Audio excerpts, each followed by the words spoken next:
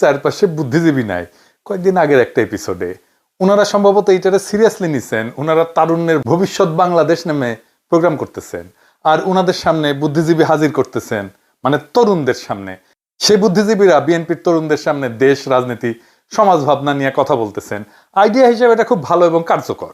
আমি এটারে মৌলিক কর্মসূচি সার্টিফিকেট ঠিক দিতে পারতেছি না, কারণ কাছাকাছি ধরনের একটা প্রোগ্রাম আওয়ামী লীগ করতো, নাম ছিল তারুণ্যের ভাবনায় বাংলাদেশ। এই প্রোগ্রামটা অনেক বেশি ইন্টারেক্টিভ ছিল, মানে তরুণরা প্রশ্ন করতো, প্রবীণরা উত্তর দিত। একটু শোনেন, এডিটর সাহেব একটু শুনে দেন। ছাত্র রাজনীতির ভবিষ্যৎটা কি? তরুণদের কতটুকু স্পেস দিতে পারবে বর্তমান ছাত্র রাজনীতি যারা করছেন? ধন্যবাদ। আসলে এটা বাস্তবতা মানতে হবে যে স্বাধীনতার পূর্ববর্তী ছাত্র রাজনীতির যে অ্যাপিল ছিল, স্বাধীনতা পরবর্তী ছাত্র রাজনীতির অ্যাপিল কখনই এক হতে পারে না। আবার স্বাধীনতা পরবর্তী সময়ে জাতির পিতা 15 আগস্ট সপরিবারে নিহত হলেন, তার পরবর্তী ছাত্র রাজনীতির যেই দায়িত্ব, কর্তব্য, ভূমিকা, আবার আজকে মধ্যমায়ের বাংলাদেশে ছাত্র রাজনীতির ভূমিকা অবশ্যই এক হবে না। আর এটা দেখেন, বাংলাদেশ টেলিভিশন এখনো রেখে দিছে তাদের এই বালসালগুলা তাদের ইউটিউব চ্যানেলে। দেখেন, সবাইকে শুভেচ্ছা জানাচ্ছি। বাংলাদেশ আওয়ামী লীগ প্রচার ও প্রকাশনা কমিটির নিয়মিত আয়োজন তারুণ্যের ভাবনায় আওয়ামী লীগ। আজকে আমরা এসেছি পূর্ণভূমি সিলেটে। সরাসরি প্রচার হইতো কই কই, দেখেন এটা সমকালের নিউজে। বিএনপি করতেছে তারুণ্যের সমাবেশ, আর আওয়ামী লীগ করতো তারুণ্যের জয়যাত্রা। একই জিনিস, ওই একই মদ ভিন্ন বোতলে আর কি। তো বিএনপি এই সেমিনারে যাদেরকে নিয়ে আসতেছে তাদের কেউ কেউ বুদ্ধিজীবী হিসেবে খুবই উঁচু মানের, সমসাময়িক ইন্টেলেকচুয়াল, কোনো সন্দেহ নাই। যেমন ধরেন শহীদুল আলম, তারপর ডাক্তার জাহেদ, আবার দেখলাম আব্দুল নূর তুষারকেও আনিছে। এটা আমি বলবো ভালো চয়েস। যাই হোক, যতই সমালোচনা থাকুক, ছাত্র জীবনে ছাত্রলীগ করতো, কিন্তু ওই যাকে বলে আর কি একেবারে মাথা বেঁচে দেওয়া আওয়ামী লীগ আর না আর কি। তো তুষার আবার আওয়ামী লীগ, তো আওয়ামী লীগের কুরকুরে নিয়ে থাকবি। বিএনপির লোকেরাই করছে তুষারকে কেন নিয়ে আসছে, কেন নিয়ে আসছে, কারণ তুষার আওয়ামী লীগ হইলো এখন বিএনপির কথাই কবে। বিএনপি আর আওয়ামী লীগের এখন ঐক্য হয়েছে না, বিএনপির কথা আওয়ামী লীগেরই কথা। দেখেন সংস্কার নিয়ে মস্করা করিচ্ছে। মস্করা কেমন করিচ্ছে দেখেন, শোনান এইটা সে। তো নির্বাচনের যে বিষয়টা কিন্তু অর্ধেক লোক জানে, আর যেই অর্ধেক বলে যে জানি না, ওই অর্ধেক আসলে জিতবে না। এখন যেই অর্ধেক জানে আর যে অর্ধেক জানে না, এই অর্ধেক ওই অর্ধেককে বলে দেন এবং বলেন যে ভোট যদি হয়, যত সংস্কার আছে সব লিস্ট নিয়ে জনগণের কাছে গিয়ে দাঁড়াও, জনগণ যে লিস্টটা পছন্দ করবে সেই লিস্টে ভোট দিয়ে দিবে। তারপরে তোমরা 50 বছর ধরে সংস্কার করো, কারণ তোমাদের সংস্কারিত মানুষ চাইছে। তাহলে তোমরা ভোটে দাঁড়াইয়া যা করতে চাইছো তাই করতে থাকো, 50 বছর ধরে করো। ভোটে আর জিতবা সংস্কার করবা, ভোটে জিতবা সংস্কার করবা, এবং পার্টির নাম দাও জাতীয় সংস্কার পার্টি। আর যদি ভোট না চাও তাইলে জাতীয় কুসংস্কার পার্টি। শুনেছেন, মানে এত মানুষের রক্ত, বর্ষা বিপ্লব, এত কিছুর পরেও সংস্কার নিয়ে কিরকম মস্করা করে তুষার। তুষার রাজনীতি বিতর্কের ডায়াস না, বুঝছেন? আপনি যদি বুড়া বয়সে না বুঝেন বাংলাদেশে ভোট কেমনে হয়, তাহলে আমি বলবো এটা নিরেট শয়তানি। ভোট ইস্তেহার দেখে পয়রা বুঝে কেউ দেয় না, কেউ দেয় না। ভোট দেয় মার্কা দেখে, টাকা খরচায়, মাসল পাওয়ারে, কেন্দ্র দখলে। ইস্তেহার পরে যদি ভোট হয়, আসেন মার্কার বদলে রাজনৈতিক দলের নাম থাকবে, মার্কা বদলায় দেওয়া হবে। রাজি হয় কিনা কেউ? রাজি হওয়া তো উচিত, তাই না? ইস্তেহার লেখা থাকবে তো ওইখানে, ব্যালট পেপারে লিখে দিবেন আপনার দাবিগুলা, ওইটাই ভোট দিবে। দিবেন না তো কেন? ওটা পড়ে পড়ে দিবেনি, ঠিক করে কম্পেয়ার করে দিবে। একেবারে ইস্তেহার মারা নিয়ে এসে গেছে আর কি। হ্যাঁ, ব্যালটের লেখা থাকবে বিএনপির 31 দফা, সিল দিবে, পোক্ত হইল না। বাংলাদেশ রাষ্ট্রটা করতে পারি নাই আমরা, সেটা করার সুযোগ আসছে অনেক রক্ত পাড়ি দিয়া, সেটা করতে দিবেন না, যেন সে একই ফ্যাসিস্ট কাঠামো অক্ষুণ্ণ থাকে, আর আপনার প্রিয় দল যেন আবার ক্ষমতায় আসে। আপনি যাদের প্রোগ্রামে গিয়ে বক্তৃতা ঝাড়িলেন, তাদের ইস্তেহার দিছে না, ইলেকশনে দিছে না, সব আছে। তাদের ইস্তেহারের দাবি তারা পূরণ করছে। আমি 2001 সালের নির্বাচনে বিএনপি যা যা করবে বলছিল তার 10% করতে পারে নাই, করে না তারা। ইস্তেহারের গপ্প শোনাচ্ছেন। আমি সবগুলা প্রতিশ্রুতিতে যাব না। ওই 2001 সালে 1 নম্বর প্রতিশ্রুতি কি ছিল জানেন? পয়লা নাম্বার ছিল সংসদের আসন সংখ্যা বাড়ায় 500 করা, এবং সংরক্ষিত নারী আসন সংখ্যা বাড়ানো। বাড়াইছে, হ্যাঁ 500 করিছে, করে নাই। 1 নম্বরটাই করে নাই। আর আপনি আসিছেন ইস্তেহারের সংস্কার দিবে, সেটা থেকে ভোট দিবে, তারপরে ইস্তেহার করবে। হ্যাঁ, খুব গপ্প মারিচ্ছেন না, এটা বিতর্কের কুৎসাল না, এটা রাজনীতি। তুষার, সাবধানে পা ফেলবেন, মুখ থেকে কথা ফেলার আগে খপ করে ধরে ফেলবো। যাই হোক, আবার দেখলাম মামুনুল হক সাহেবকে আনছে, এটা খুব ভালো চয়েস হয়েছে, কারণ তরুণ ইসলামী নেতা, এটা ভালো। উনি কি বলছেন আমি শুনতে পারিনি, তো শোনার আগ্রহ থাকলো। আর আনছে কে? মেজর রেজাউল করিমকে। রেজাউল করিমকে আমি প্রথম দেখি ইলিয়াসের একসাথে একটা প্রোগ্রামে, জেনারেল হাসান নাসির ছিলেন ওইখানে, একজন সিনিয়র আর্মির জেনারেল, তার সাথে বেয়াদবের মতো তর্ক করতেছে এই রেজাউল। আমি ইলিয়াসরে কইলাম পরে প্রোগ্রামে, পরে বেদব্যে কেন নিছো, উই তো মনে হয় সর্বজ্ঞানী। তো এই রেজাউল করিম এখন বিএনপির লেসপেন্সার হয়েছে, আর ওর মাথার উপর আছে আরেক তারেবর, মেজর জেনারেল ফজলে এলাহি আকবর। উই হইতে চায় বিএনপির তারেক সিদ্দিকী। আর চান্দাবাজির দায়ে বহিষ্কৃত সেনা কর্মকর্তা মেজর অবসরপ্রাপ্ত রেজাউল করিম হইতে চায় বিএনপির জিয়াউল হাসান। ওই চাঁদাবাজির দায়ে বহিষ্কৃত হয়েছিল আর্মি থেকে। এই যে আর্মির রিপোর্ট দেখেন, ওর চাঁদাবাজির রিপোর্ট।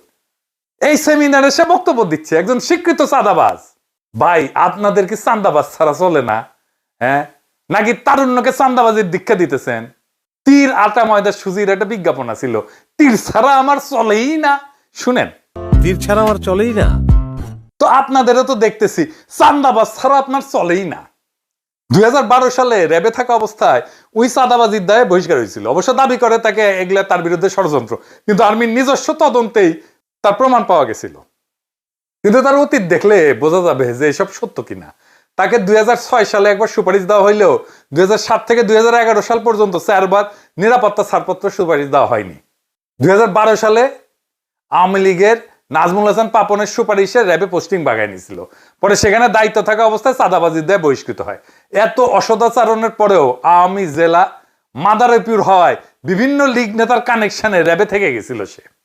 আর এখন তার মূল গডফাদার হয়েছে মেজর জেনারেল ফজলে এলাহি আকবর, যিনি কয়েকজন শীর্ষ বিএনপি নেতার হইয়া বিএনপির নতুন তারেক সিদ্দিকী হইয়া উঠতে চাইতেছেন। এর মধ্যে চলতি বছর ফেব্রুয়ারিতে রেডিসন ব্লু ওয়াটার গার্ডেন হোটেলের বলরুমে foundation for strategic and development studies FSDS বলে একটা গবেষণাধর্মী নতুন একটা প্রতিষ্ঠান বা দোকান খুলিছেন উনি। সেখানে আবার উপস্থিত ছিল জেনারেল ওয়াকার। তো শোনা যায় যে এইটার পরে জেনারেল আকবর ওয়াকারের কাছে নাকি বেশি ব্যবসার সুবিধা এগুলো চাইছিল।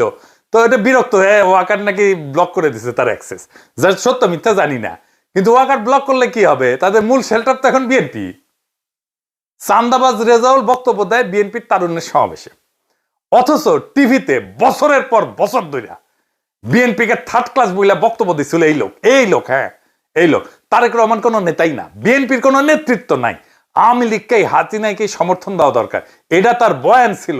আমি বানায় করছি না, দেখে দিচ্ছি, দেখে দেবো, শুনেন। আমি বলছি না যে বিএনপিকে এনে বসাও, কজ এখানে বিএনপি তো যোগ্য নেতৃত্ব সত্যিকার অর্থে এই মুহূর্তে আমি দেখি না। বিএনপি নামক একটা দল, যদি এখানে বিএনপি নেতা থাকতো আমার কথাটা বলা আরো ভালো হইতো, কারণ বিএনপি নেতা নাই, এখন কার সামনে কথাগুলো বলবো। বাট সত্যিকার অর্থে কিন্তু সেই অবস্থা বিএনপি নেই, নেতৃত্ব দেওয়ার মতো যোগ্য কোনো নেতাই নেই দলের মধ্যে। আপনার ফখরুল ইসলাম আলমগীর একজন, তাকে তো মানুষ, এখন তো আমাদের ফ্যামিলি তান্ত্রিক একটা রাজনীতি চলতেছে, এখন এই ভদ্রলোক অনেক যোগ্য, কিন্তু তাকে কি মানুষ ওইভাবে কি মেনে নিবে? নিবে না। স্পেস বিষয়তে কাকে স্পেস দিবে, এখানে আমি একটু দ্বিমত করব। উনি কাকে স্পেস দিবে? যোগ্য কেউ না থাকলে সে কে ডিটারমাইন করবে কে যোগ্য না? একটা বিষয় হচ্ছে কি, আমি বলি, আপনি একটা বিষয় হচ্ছে কি ভাই, আপনি টেররিস্ট অ্যাক্টিভিটিস এটা কিন্তু মঙ্গল গ্রহ থেকে আপনি পরিচালনা করতে পারবেন if you have the communication. যদি আপনি মোবাইল ফোনে কমিউনিকেট করতে পারেন, সেটা ওয়ার্ল্ডে যেখানে থাকে আপনি টেররিস্ট অ্যাক্টিভিটিস করতে পারবেন। বা রাজনীতি কিন্তু আপনি আমেরিকায় বসে আপনি রাজনৈতিক একটা ইয়েটাকে পরিচালনা করতে পারবেন না। আর তারপরে যেটা হচ্ছে যে বাংলাদেশে এখন সত্যিকার অর্থে আপনি অনেক কর্মী আছে দেখবেন, আমি নাম ধরেই বলি, ধরেন বিএনপির কথাই বলি, বিএনপির প্রচুর কর্মী আছে মাঠে, বিএনপির সমর্থকের কিন্তু অভাব নেই বা নেতাদের কিন্তু অভাব নেই, কিন্তু প্রত্যেকটা দলের কিন্তু একজন প্রধান থাকেন, মানে মেইন পিভটিং একটা ফিগার থাকেন। সেটা কি আছে তাদের? বা কোনো একটা দলকে আছে বলেন যে এই দলের একজন যোগ্য নেতৃত্ব আছে যিনি বাংলাদেশে ভবিষ্যতে আরেকটি রাজনৈতিক দল যিনি পরিচালনা করতে পারবেন, কেউ আছে? যদি সেটা না থাকে তাহলে সেক্ষেত্রে আমাদের একটাই ভরসা, সেটা হচ্ছে বর্তমান সরকারকে সমালোচনা করে হোক, যে করে হোক, তাকে আমার লাইনে আনতে হবে। এইবার দেখেন সে এখন কি বলতেছে, এটা শুনেন। 5 আগস্টের পূর্বে যেখানে ছাত্রদল সহ সব ছাত্র সংগঠনের অগ্রণী ভূমিকা ছিল, কিন্তু আমরা এখানে দেখতে পাই যে আমাদের এই বৈষম্য বিরোধী ছাত্র আন্দোলনের বিশেষ এক গোষ্ঠী যারা এখন এনসিপি পার্টি গঠন করেছে, তারা একক ক্রেডিট নেওয়ার চেষ্টা করেছে। যদিও এখানে তারেক রহমান বদান্যতার পরিচয় দিয়েছেন, তিনি কখনো ক্রেডিট নেওয়ার চেষ্টা করেন নাই। যে তার উদারতা মানে এই নয়, সেটা তার দুর্বলতা। আমরা চাই বিএনপির সেই পুরনো ঐতিহ্য ইমেজ ফিরিয়ে আনতে। সেই ইমেজ ফিরিয়ে আনার জন্যই আজকে তারেক রহমান বিএনপির প্রতি যে সহনশীলতা দেখাচ্ছেন, সবাইকে ধৈর্যশীল হতে বলছেন, এটাকে আমি সত্যি প্রশংসা করি। তরুণদের নিয়ে তারেক রহমানের ভাবনা, তরুণদের জন্য করণীয় কিছু বিষয়গুলো বলবো। আচ্ছা, তরুণদের নিয়ে আমি তারেক রহমানের ভাবনার কথাটা আমি অলরেডি বলেছি। এই তারেক রহমান তরুণদের নিয়ে এই নির্বাচনী কাজগুলো খুব সুন্দরভাবে করেছিলেন। দল গঠনে দলে তরুণদেরও সম্পৃক্ত করা, একটা সুন্দর সুষ্ঠু ভোটাধিকার প্রতিষ্ঠার জন্য তিনি এককভাবে কাজ করে গিয়েছিলেন। 2002 সালে 3 সালে যখন তারেক রহমান জিয়াউর রহমান ফাউন্ডেশনের নামে বাংলাদেশের পথে প্রান্তরে যখন ছুটে বেড়ান, তারেক রহমান হেঁটে যাচ্ছে, এই পথে হাঁটতে থাকলে তারেক রহমানকে আজকে আমরা যে জিয়াউর রহমানের সাথে তুলনা করি, আজকে তারেক রহমান সেই জিয়াউর রহমানকে হয়তো ছাড়িয়ে যাবেন এবং বাংলাদেশে সেটা সম্ভব। কারণ জিয়াউর রহমানের শিক্ষার জন্য তার কোনো উত্তরসূরি ছিল না, বা তারেক রহমানের শিক্ষার জন্য জিয়াউর রহমানের আদর্শ আছে। যে কারণে আপনাদের মনে রাখতে হবে তারেক রহমান কোথায় যেতে পারে। এই 3 আগস্ট তখন এই তরুণ অফিসাররা জেগে উঠেছিল তারেক রহমানের অনুপ্রেরণায় উদ্বুদ্ধ হয়ে, আর তারা বিশ্বাস করে এটা একমাত্র এই তারেক রহমান দ্বারাই বাস্তবায়ন সম্ভব, আর কেউ না। তারেক রহমান কি করেছিলেন? তিনি হাওয়া ভবনে সরকারের সকল সুবিধা থেকে বের হয়ে এসে হাওয়া ভবন অফিসে তিনি কর্ম শুরু করেছিলেন। কেন? দলকে সরকারের প্রভাবমুক্ত রাখার জন্য তিনি দলীয় কাজ ভিন্ন জায়গায় করেছিলেন। এটাকে আমাদের হাততালি দিয়ে প্রশংসা করা উচিত। এই সাদাবাসকে বিএনপি অনুষ্ঠানে দেখার পরে সেনাবাহিনীর মধ্যে অনেকেই বিলা হয়েছে। আমাকে অন্তত 10 জনের মতো ফোন করেছে সেনা কর্মকর্তা, বলছে যে এটা কি করলো, বিএনপি কি করিচ্ছে, ওই করে কি আসলে রেজাউল করিম রেজা চান্দাবাজি করে, এখন বর্তমান পেশা চান্দাবাজি। ঢাকা বিএনপির একাধিক বড় নেতার কাছে পর্যন্ত সে চান্দা দাবি করছে। 2022 সালে লীগের সময় লেফটেন্যান্ট জেনারেল আকবরের সুপারিশে অ্যাডজাঙ্ক ফ্যাকাল্টি হিসেবে বিইউপিতে চাকরি পায়, আর ওই অনার্সের 2nd ক্লাস, 3rd ক্লাস ছাত্র, অনার্সের 2nd ক্লাস পাওয়া মাল, এইটা কি পড়ায় কে জানে। রেজার দেশের বাড়ি চরম আওয়ামী এলাকা, মাদারীপুরের কালকিনি উপজেলা। আর জেনারেল আকবরের সাথে পিছিয়ে আছে বিএনপির কিছু কেন্দ্রীয় নেতা। আজকে কলে আপনাদের নাম নিলাম না, মনে রেখেন কিন্তু, নিমু আর একদিন। খেলা এখানে শেষ না, আরো আছে। জেনারেল আকবরের নেতৃত্বে রিটায়ার্ড আর্মির একটা ডেলিগেশন 21 থেকে 26 এপ্রিল চায়না ভিজিট করেছে। স্রেফ ধান্দা, আর আর্মির নাকি লাইট ট্যাঙ্ক কেনার একটা ব্যবসা আছে, ওই ব্যবসার জন্য ইউনিভার্সাল ট্রেডিং এবং সার্ভিস কোম্পানি এইটার নামে ট্যাঙ্ক কেনার টেন্ডার বাগাতে চায় এই চক্রটা। এই কোম্পানি ছিল তারেক সিদ্দিকীর প্রকাশ্য কোম্পানি, সবাই জানে, ওপেন সিক্রেট এটা। আর্মিতে মানুষ নাকি আকবরকে দেখলেই বলে আয় যে ওই বিএনপির তারেক সিদ্দিকী, আর রেজাকে দেখলে বলে চান্দাবাজ এবং আকবরের ক্যাশিয়ার। এবং এই 2 জনের কারণে আর্মিতে বিএনপির ইমেজ ক্ষুণ্ণ হইতেছে, বিএনপিকে ঘৃণা করা শুরু করছে আর্মি অফিসাররা। এবং অনেকেই চাঁদাবাজদের এরকম শেল্টার দেখে হতবাক। আর্মি অফিসাররা এগুলো কিন্তু সহ্য করতে পারে না। তো বিএনপির তারুণ্যের রাজনৈতিক ভাবনা প্রোগ্রামে এমন চাঁদাবাজদের নেওয়ার কারণ কি? যদি আমি জানছি যে মাহদি আমিন তারে দেখতে চায় নাই, কিছু সিনিয়র নেতা নাকি তাকে বাধ্য করছে, এখনো রক্তের দাগ শুকায়নি। আর এই সমস্ত বাটপারেরা এখনই তারেক সিদ্দিকী আর জিয়াউল হাসান হইতে চাইতেছে, তাও আবার ক্ষমতায় আসতে চাও বিএনপির ব্যানার ব্যবহার কইরা। আমি বিএনপির সমালোচনা করি, কঠোর সমালোচনা করি, তখনই করি যখন ক্ষমতায় আসতে যাইতেছে সে, যখন সে দুর্বল মার খাইতেছে, তখন সে বিএনপিকে গালাগালি কইরা এখন ক্ষমতার মধু খাইতে আসছে, আর আপনারা তারে মধু খাইতে আসতে দিলেন। মানে ওরে না রাখলে আপনাদের প্যানেল পূর্ণ হইতো না, ওর ক্রেডিবিলিটি বাড়াইলেন বাকি সবার ক্রেডিবিলিটির বিনিময়ে। এইটা আপনারা করতে পারেন না। তো মুড়ি মুরগির এক দর হয় না। ওইখানে স্টেজে যারা বসছে তারা সকলেই যোগ্য, একমাত্র রেজাউল ছাড়া। এরকম একটা গান্দামাল রে আইনেন না, আর কর্মীদের সামনে হিরো বানায়েন না, আপনার দল সাফার করবে। তারুণ্যের মঞ্চে যদি চাঁদাবাজ বসে তবে সেটা মঞ্চ না, সেটা খচ্চরের সার্কাস। যদি ভবিষ্যতে স্বপ্ন আঁকেন ভাঙা আয়নায়, তবে নেতৃত্ব না, তখন আপনি প্রতারণার একজন কারিগর হইয়া ওঠেন। যদি আপনি ইতিহাসকে খুন কইরা বাটপারের গলায় মালা দেন, তবে আপনি আর আওয়ামী লীগের মধ্যে পার্থক্য কোথায় রাখলেন? এই তারুণ্যের সমাবেশে যে সমস্ত কর্মীদেরকে আনছেন, এগুলো মাটির তরুণ। তারা নায়ক চায়, ক্যাশিয়ার না। তারা বাঁচাতে চায় দেশকে, বেচতে চায় না তারা দেশকে। তারা উঠে দাঁড়াবে, এই বেঈমানদের থাপড়ায় নামায় দিবে। কারণ রাজনীতি যদি হয় সংগ্রাম, তবে সংগ্রামের মঞ্চে ধান্দাবাজ চলবে না। তারা মুখ চায় থাকবে না, আর তারা বলবে যে খুন করে সেনাবাহিনীর সুনাম, তার ঠাঁই রাজপথের রাজনীতির মঞ্চে না। যে দুর্নীতিকে আদর্শের জায়গায় বসায়, তার বক্তৃতা কেন শুনবে আজকের তরুণ? যে যুবকদের সামনে বেঈমানকে নায়ক সাজায়, সে নিজেই ইতিহাসের আসামি।